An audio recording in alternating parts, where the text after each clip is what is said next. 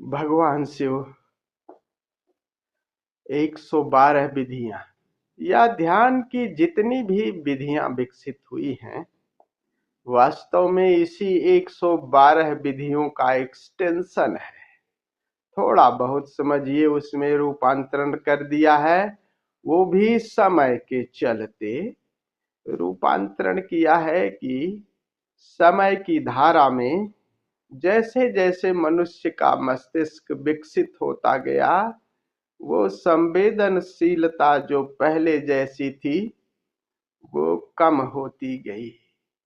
यानी अपने मूल से हम दूर निकल गए। पहले लोग प्राणों के और हृदय के करीब ज्यादा रहते थे, तो बिल्कुल नजदीक थे। जैसे समझो ना, गंगा स्नान करने जाते हो तो आपका अगर घर पास में ही है तो बस पैदल ही चले गए और स्नान कर गए, और अगर दूरी है तो बड़े उपाय करने पड़ेंगे। ऐसे मनुष्यता का बौद्धिक विकास तो हुआ, लेकिन साथ ही अपनी आत्मा से, अपने मूल से हम दूर निकल गए।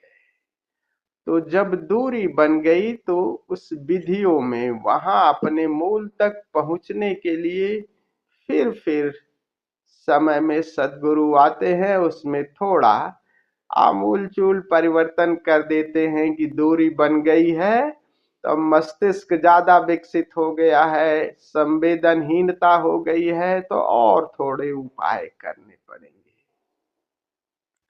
और सभी विधियों का एक ही मूल है, यही एक्सट्रैक्ट है कि कैसे हम अपने इस आकार से उस आकाश में, आकाश ही हमारा मूल है।